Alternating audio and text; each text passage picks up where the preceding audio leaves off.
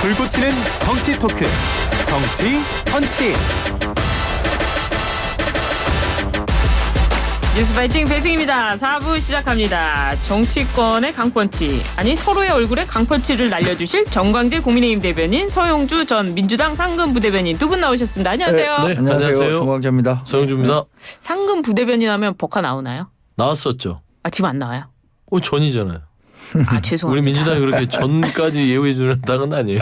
죄송합니다. 국민은도 마찬가지. 지금 상근 부대변인인 줄 알았어요. 뭐 그렇게 활동하고 있습니다. 예, 어떻게 대변인 되셨는데 법화 받으셨습니까? 많이 빵빵하게 나오겠죠. 저희는 뭐 여당이니까. 기자분들 또 여러 대외 활동할 수 있는 것에 대해 지원을 해주고 있습니다. 구체적인 금액까지 말씀드리지는 않아도 되죠. 네, 그럼요. 제가 말씀드릴까요? 아무튼 이 대변인단의 역할이 중요하기 때문에 두 분께서 이제 나와주셨습니다. 윤 대통령이 장장 125분에 걸쳐 국정브리핑과 기자회견을 열었습니다. 4대 개혁에 저출생을 더한 4+1 개혁 추진 의지를 재확인하고 또 민감한 현안 질의에도 즉문즉답을 했는데요. 민주당의 평가 뭐 한번 먼저 들어보죠. 저희부터 들을까요? 네. 참 평가를 내리기가 쉽지 않았다. 왜요? 아니 세 번째 국민과의 소통이라고 나오셨는데 네. 국민들한테 좀 이 폭염이 끝나고 나서 지친 이 국민들의 마음을 좀 시원하게 해주셨어야 되는데 이게 더 힘들게 만드셨다. 어떤 점이요? 일단은 의료대란 부분에 있어서 현실인식을 못하고 계신 부분들은 예. 국민들이 정말 뭐 가슴을 쥐어 짜셨을 것 같고요. 네. 저는 국민을 속였다고 봐요. 그러니까 왜 국민을 속이시죠? 나오셔서 대통령이 국민을 속이는 수준까지 갔나? 뭐 여러 가지가 있지만 첫 번째는 의료대란 부분에 있어서 기자질문에서 의료 현장에 가보시죠 했더니 그러면 기자들께서 한번 가보세요. 아무 문제 없습니다. 그러면서 본인도 의료 현장을 가셨다는 거예요. 근데 아무리 봐도 대통령이 의료 현장 갔다는 기사를 본 적이 없어요. 지난 5월부터 대국민 지금 어저께까지 국정홍보 브리핑할 때까지 대통령 일정 중에 의료 현장 갔다는 일정이 없어요. 그럼 몰래 가셨다면 아무 문제 없는 곳에 가셨다. 그러면 예전에 그 농협 하나로마트 가서 대파 들었을 때처럼 잘 짜여진 전공의들이 수십 명이 있고 간호사들도 있고 환자들이 진료를 척척 받는 데를 세팅 다 된 세트장을 갔나. 그런 우려까지 드는 것이죠. 예. 그런 부분들에 있어서는 본인이 모르시거나 아니면 국민들을 호도하거나 둘 중에 하나일 것이다. 네. 그래서 저는 좀 참담한 수준의 브리핑을 들었다. 예. 평가하고 싶습니다. 어떻습니까? 야당의 영어 표현이 뭔지 아세요? 뭐죠? 아포지션 파리티라고요. 아포지션 아포지션 파리입니다. 제가 아모르 파티는 들어봤어도 아포지션 파리. 반대하는 사람들이 모인 당이라는 거예요. 맞습니다. 윤석열 대통령이 오랜만에 기자들 앞에 선 거죠. 그렇죠. 그리고 이제 거의 임기 중반을 반환점을 곧 앞두고 있잖아요. 예. 거기를 앞두고 지난 2년 6개월 정도의 과정을 설명하고 또 앞으로 윤석열 정부 또 대통령의 대한민국의 지속 가능한 발전을 위해서 어떤 개혁 과제들이 필수적이고 네. 이것을 자기 임기 내에 어떻게 하겠다라는 큰 청사진을 아주 소상하게 국민께 직접 설명할 수 있는 기회를 가졌다는 측면에서 의미가 있었죠. 네. 또 19개의 질문 거의 아무런 사전 시나리오 없이 네. 최근에 현안과 관련해서 기자들이 거침없이 물어봤다고 네. 생각하거든요. 그 부분에 대해서도 자신이 갖고 있는 생각 얘기했죠.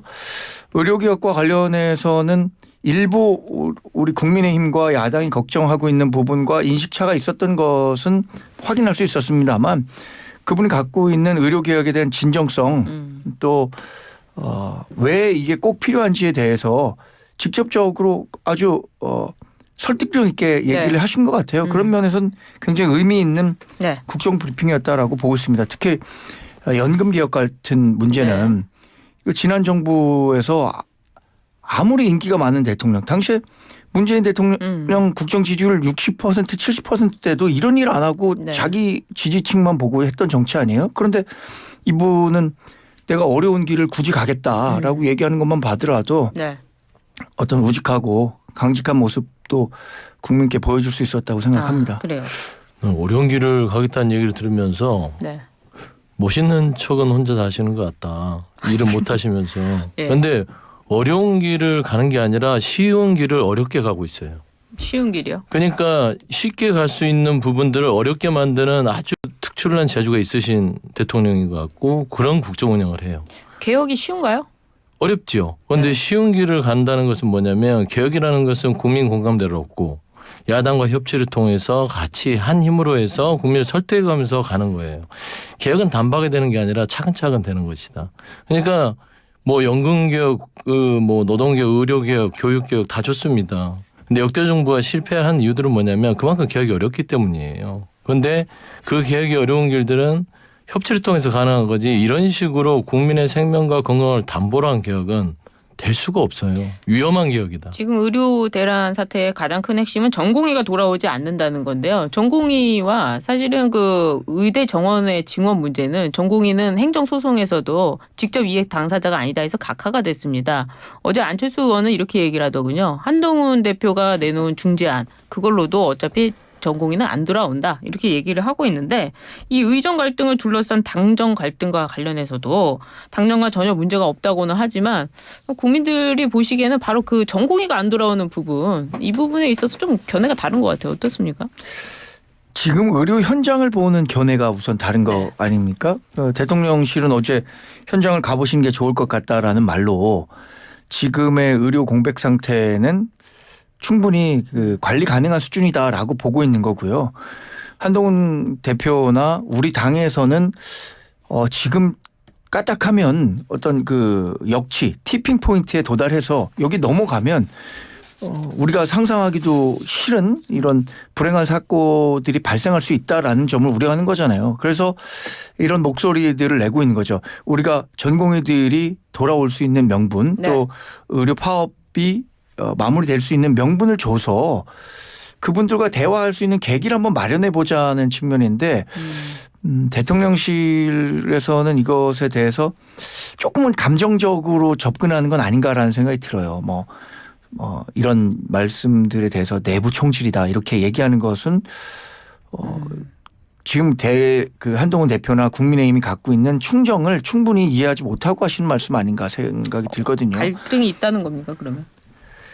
저희는 뭐 이견을 조율하는 과정이라고 얘기하는데 언론이나 정치를 평론하는 분들은 당연히 이것을 갈등이라고 볼 수 있는 거죠. 이건 평가는 사실 그 안에 있는 사람들이 하는 게 아니라 밖에서 네. 보는 분들이 하는 거잖아요. 예. 근데 국민들이나 언론에서 봤을 때 이런 갈등이 얼마나 대통령실과 국민의힘 또 우리 대한민국에 도움이 되는가 예. 이 부분에 대해서 걱정하시는 것 같아요. 그래요. 어제 한동훈 대표는요, 이 보건복지부 그 연찬회에서 워크숍에서 보건복지부가 설명하는데 개인 일정이 있다고 나갔다고 합니다. 네. 또 연찬회에 대통령도 참석하지 않았고요. 어떻게 보셨습니까? 갈등이 없다는데 갈등이 없다는 겁니까? 있는 겁니까? 뭐 누가 보더라도 갈등이 있죠. 굳이 그래요? 그거를 갈등이 없어요 한다고 갈등이 없어지는 거 아니거든요. 그러니까 이건 갈등이 아니라 정책의 조정 과정이라고 보면 가장 합리적일 것 같아요. 네, 조정 과정이다. 그런데 중요한 건 네. 용산에서 이게 국정 운영의 공사를 구분하지 못하는 거예요.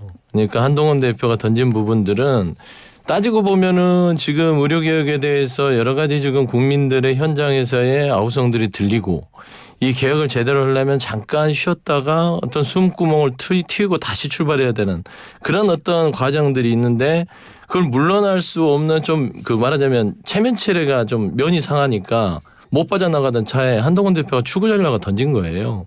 26년도 의대 정원을 좀 유예하면서 한번 의사단체랑 좀 해보는 게 어떠냐. 네. 그러면 대통령실은 거기에서 슬그머니 못 이기는 차하고 갔으면 훨씬 좋은데 이게 뭐냐면 당정 주도권 싸움으로 대통령이 읽은 겁니다. 그러니까 정책을 던지면 정책으로 받아야 되는데 네. 정책을 정치로 풀어버리니까 유치해져 버렸잖아요. 갑자기 만난다는 거. 나 한동훈 대표 지금 내가 하는데 지금 어깃장 놓는 거야? 지금 나보다 위에 있다고 하는 거야? 나 밥 안 먹어. 연찬회 안 오고 나 너무 보기 싫어. 이런 식의 행태들이 비춰지는 것들을 보면 결국에는 대통령이 누워서 침 뱉기다. 저는 솔직히 한동훈 대표가 던진 출구 전략을 받는 게 예. 가장 좀 현명한 선택이었다고 봅니다. 말씀 제가 평소 했던 거랑 네. 비슷한 맥락이 있습니다. 그러니까 지금 굉장히 그 봉착해 있는 거잖아요. 정부와 네. 의료계의 갈등이. 예. 근데 여기에서 일정 부분 어떤 식으로든 출구 전략이 마련돼야 되는데 정부가 그 출구 전략을 직접 만들기에는 좀 부담이 있었을 거예요. 그런 측면에서 한동훈 대표가 어쩌면 이거 윤석열 정부의 부담을 좀 덜어주기 위한 측면에서 얘기한 것도 있는데 네. 이것을 뭐 지나치게 지금 얘기하신 것처럼 당정 주도권 싸움으로 인식하고 예. 저 당에서 저렇게 얘기하는 거니까 내가 이렇게 쉽게 받아들이기 어렵다라고 인식하고 있는 건 아닌지 그런 걱정도 좀 있습니다. 물밑 조율했으면 좋았을 거 아닙니까? 근데 물밑 조율이라는 거는 고위 당정 회의에서 네. 조심스럽게 얘기한 거잖아요. 한덕수 총리하고 저 보건복지부 장관이 있는 자리에서 그런 조율 과정에 대한 반응이 대통령실에서 그거 안 된다라고 얘기해 갖고 네. 제가 뭐 출처를 알 수는 없지만 그게 언론 보도를 통해서 알려진 거고 그때서부터 이제 본격화된 거거든요. 네. 그 이후에 한동훈 대표가 SNS를 통해서 자신의 생각을 공개적으로 얘기한 건데 저는 지난 김경수 경남지사 복권 문제와 관련해서도 일단 한번 의견을 전달한 적이 있습니다. 대통령실에. 그게 물밑 조율이라면 물밑 조율이죠. 네. 근데 받아들여지지 않으니까 이 부분에 대해서 저는 좀 다른 생각을 갖고 있습니다라는 것을 얘기하게 된 셈이죠. 그 그래. 물밑 조율이 없었다라고 하긴 평가하기는 어렵다고 봅니다. 알겠습니다. 윤 대통령은 민주당 이재명 대표와의 회담 수용 여부에 대해서 여야 간 소통과 국회 정상화가 우선이다 이렇게 밝혔습니다. 윤 대통령이 영수회담 조건으로 내건 국회 정상화 어떤 의미로 보세요? 그러니까 이 대통령께서 2년 6개월 동안 국정 운영을 하는 걸 보면 자기 객관화가 잘 안 되시는 분이에요. 네, 그러니까 국회 정상화를 얘기하기 전에 국정 정상화부터 하시는 게 먼저지 않을까. 본인이 하는 국정이 정상이라고 생각하는지 한번 돌이켜 보셨으면 좋겠다. 네. 저는 뭐 한 세 가지만 크게 짚을게요. 강서구 재보궐 참패를 하고 나서 국민이 옳다, 국민이 무조건 옳다라고 했는데 국민이 옳은 일을 했는지, 총선 참패 후에 국정기조를 바꾸라는 어떤 여러 가지 국민들의 투표에 의한 민심을 제대로 읽고 국정기조를 변했는지, 그럼 국정이 정상화 됐나요? 결국에는 본인과 본인의 배우자의 자존심을 지키느라고 그냥 고집불통의 국정 운영을 하잖아요. 그건 정상이 아닙니다. 그냥 본인의 자존심도 중요하지만 국정을 운영하는 대통령이라면 대한민국과 국민의 자존심을 먼저 돌보는 것. 그것이 지금 국회 정상화는 여야가 알아서 풀 문제다. 그 본인부터 걱정하셔라 그런 말씀드립니다. 그래요? 제가 그 이야기는 국회 정상화는 민주당이 일방적으로 입법 독주하는 거 네. 그것이 없어져야 한다라고 얘기한 것을 애둘러 말한 거라고 생각해요. 지난번에 상임위 배분 문제부터 네. 당시에 여야가 충분히 협의하지 못하고 민주당이 그 절대적인 압도적인 의석수를 바탕으로 해서 상임위도 자기네들이 가져가고 싶은 거 다 가져간 거 아니에요? 입법 독주 문제도 특검 네. 뭐 이런 것들도 계속해서 방송사법이라든가 국민의힘이 충분히 더 수기하자. 우린 네. 반대하는데 이런 뜻을 갖고 있다라고 얘기함에도 불구하고 뭐 자기네들이 법안 통과시킬 수 있으니까 지금 입법 독주하고 있는 거잖아요. 그리고 정부 검찰 인사라든가 판사라든가 이런 네. 부분들에 대해서 계속해서 탄핵하고 하는 거 그게 지금 국회가 정상적으로 운영되는 건가요? 그런 부분들의 그 민주당의 독주가 네. 어디까지 용인될 수 있는가 이 부분에 대한 문제 제기를 했다고 생각해요. 과거에 자기가 정치를 시작하기 이전에도 볼 수 없었던 모습이라고 얘기하잖아요. 정말 과거에는 이런 모습 없었거든요. 네, 그래요. 알겠습니다. 아니, 나 이 말씀은 정말 좀 이거 국민들이 개탄스러울 것 같아서 어떤 그러는데 말씀이요? 과거에도 이런 정치를 본 적이 없었다고 하는데 대다수의 국민들과 이 정치권 여의도에서도 이런 대통령을 과거에 본 적이 없어요. 요소야대 국문에서도 야당과 협치하지 않으려고 그러고 뭐 인사에 대해서는 뭐 일방 독주를 한다. 이렇게 거부권 20몇 번씩 한 대통령이 어디 있습니까? 이런 거부권에 대해서 독주라고 얘기하는 것은 결국엔 작용과 반작용의 법칙이라고 보는 것이고 인사 김문수 고용노동부 장관 그게 뭐 가당키나 합니까? 노동에 대한 정책이라든지 그다음에 이진수 그다음에 김영석 독립기념관장 나라를 거의 인사를 가지고 파탄을 내고 있는데 어떻게 이 부분에 대해서 본인의 정상화는 생각하지 않고 국회에 대한 정상화를 운운한지 거기에 대해서는 참 많은 국민들이 답답해할 것 같아요. 그러니까 정치권이 서로 남탓만 하고 있는 거죠. 사실 거부권 문제 같은 경우에 26번 거부권 행사했다고 했는데 대통령 거부권 행사하고 싶어서 행사하는 게 아닙니다. 민주당이 자신이 반대하는 법안만 쏙쏙 뽑아서 만들기 때문에 거부권 행사하는 거지.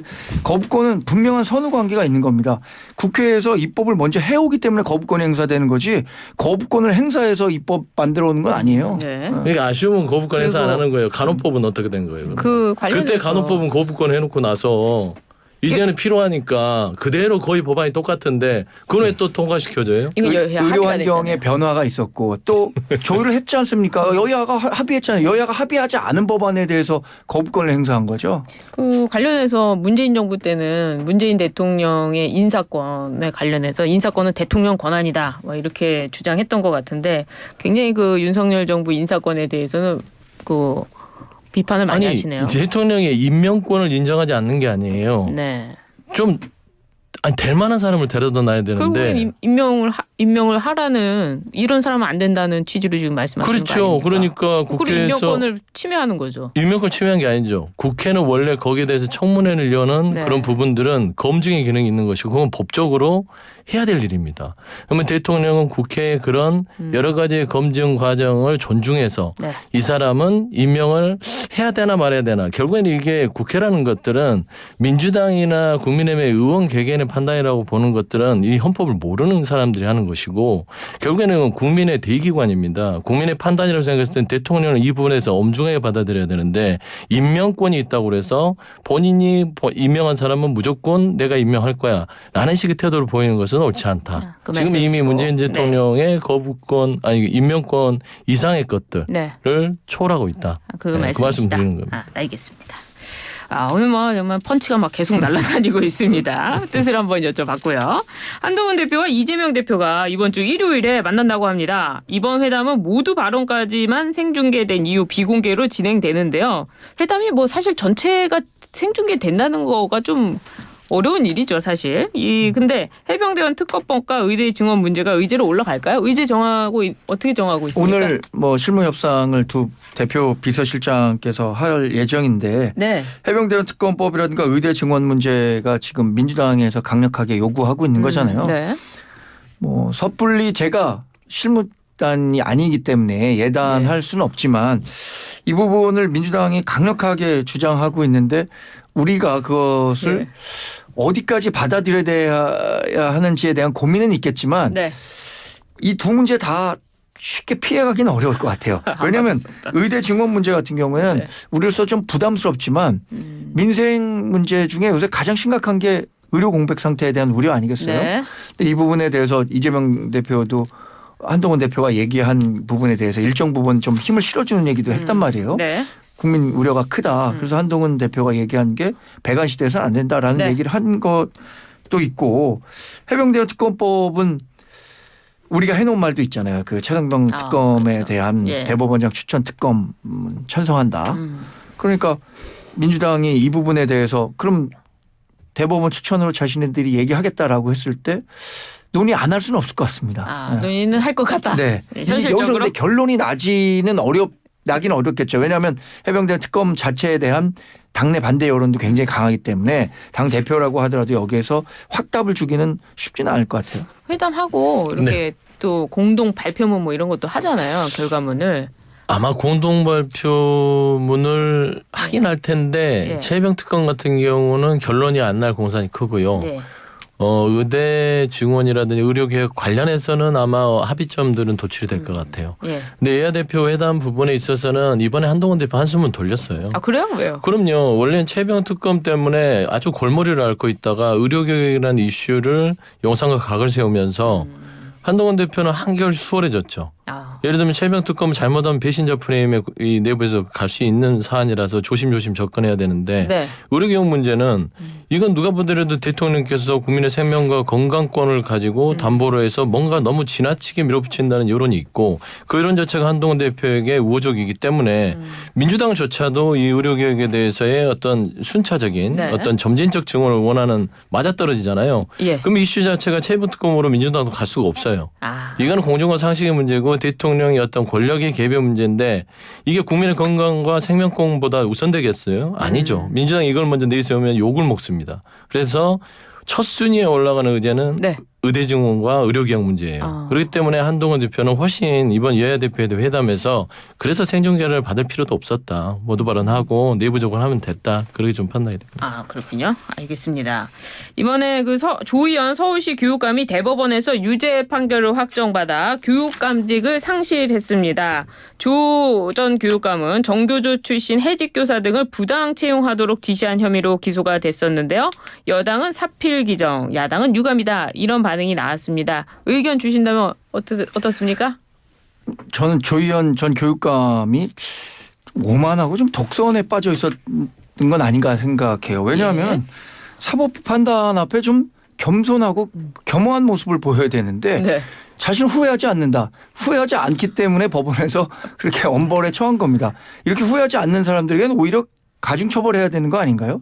지난번에 김경수 전 지사도 법정 밖으로 나오면서 진실은 법정 밖에 있다 이렇게 얘기를 했는데 일부 진보 정치인을 자부하는 분들이 네. 법원 판결에 대해서도 마치 자신은 정의의 사도인 마냥 행세하는 것 자체에 대해서 국민들께서 어떻게 생각할까요? 적어도 우리 국민들께서는 사법부의 판단에 대한 존중의 마음을 갖고 있을 겁니다. 네. 그런데 나와서도 자신이 후회하지 않고 이것은 뭐 그 목적이 굉장히 좋았던 거다.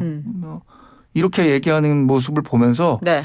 그래서 법원 판결이 더 의미가 있다 이렇게 생각했습니다. 그래요. 어떻게 보세요? 뭐 김경주 지사 얘기까지 할 건 없을 것 같은데 네, 뭐 진실은 법정 밖에 있다는 것은 본인의 소위를 얘기한 것이고 국민들 앞에서 송구하면 충분히 많이 설명을 했던 것으로 알고 있어요. 김경주 전 지사는요. 조희연 교육감 같은 경우는 저는 뭐 이 부분은 법원의 판단을 존중할 수밖에 없지만 개인적으로는 좀 안타까워요. 왜요? 솔직히 이 교사들에 대한 정치 참여를 제한하는 나라는 거의 유일하게 대한민국밖에 없을 것입니다. 이런 제도적인 개선이 필요한 부분에 있어서 이게 어떤 정교조의 교사들의 어떤 정치 참여 부분들을 어기고 직권을 남용해서 임명했다는 부분으로 법원이 판단한 것들은 조금은 제도적 개선이 향후는 필요하겠다. 저는 그런 의미에서 조희연 교육감은 교사들에게도 정치 참여 권한을 달라라는 확고한 의지가 있는 것 같아요. 그래서 그런 부분에서의 어떤 반성과 어떤 그런 의미가 아니라 소신에 대한 피력이다. 그래서 저는 향후에 이 사법적인 조희연 교육감에 대한 판단과는 별개로 우리 대한민국도 교사들의 정치 참여 부분들은 어느 정도 좀 토론의 여지가 남아있지 않을까 그런 좀 말씀드립니다. 하여튼 이거 뭐 부당 채용 지시와 관련해서 받은 거기 때문에 정치 참여 얘기는 이제 개인의 소신 그 말씀을 하신 것 같습니다. 헌법재판소가 이정석 검사에 대한 탄핵 심판 청구를 만장일치로 기각했습니다. 지난 5월 안동환 검사에 이어 두 번째 검사 탄핵도 받아들여지지가 않은 건데요. 민주당의 어떤 책임을 물을 수 있는 겁니까? 어떻게 되는 겁니까? 그 마케팅에서 MOT라는 게 있습니다. 이게 진실의 순간이에요. 짧게, 예. 이 진실의 순간이 민주당에 다가오고 있습니다. 진실의 순간이요? 민주당이 자신들이 국회 내에서 가진 권력 가지고 무작위로 지금 막무가내식으로 탄핵 일삼고 있는 거 아니겠어요? 이상민 행안부 장관에 대한 탄핵 9대0으로 기각됐어요. 네. 이번에 이정석 검사에 대한 탄핵 9대0으로 기각됐고요. 안동환 검사인가요? 먼저 있었던 그 검사에 대한 탄핵도 기각됐는데 탄핵이라는 제도가 굉장히 엄중하고 신중하게 행사돼야 하는 권한임에도 불구하고 국회 내에서 남용되고 있는 거예요. 예, 그래서 이 부분 앞으로 계속 줄줄이 나올 겁니다. 이 탄핵 기각되는 거. 네. 어떻습니까? 20초 정도인데. 20초예요? 예. 검사 탄핵 부분들 뭐 탄핵이라는 게 필요할 부분에 있어서는 해야겠으나 남용돼서는 안 되는 부분이 있어서 신중하게 해야죠. 저는 검사 탄핵에 있어서는 개인적으로는 좀 아직은 시기상조라고 주장했던 입장에서는 뭐 조금 예견된 결과이지 않았냐 싶은데 그럼에도 불구하고 이 검사 탄핵이 법원에서 기각됐다고 해서 나머지의 탄핵을 정당할 수는 없다. 그런 말씀드립니다. 그래요. 시간이 더 있었으면 들을 텐데 다음 주도 나오십니까? 아니 뭐 나오시면 이번 달이 듣겠습니다. 마지막인 것 같습니다. 이번 달이 고생하겠습니다. 지금까지 두 분 말씀 잘 들었습니다. 서영주 전 민주당 상급 부대변인, 정광재 국민의힘 대변인이었습니다. 감사합니다. 네, 감사합니다. 예.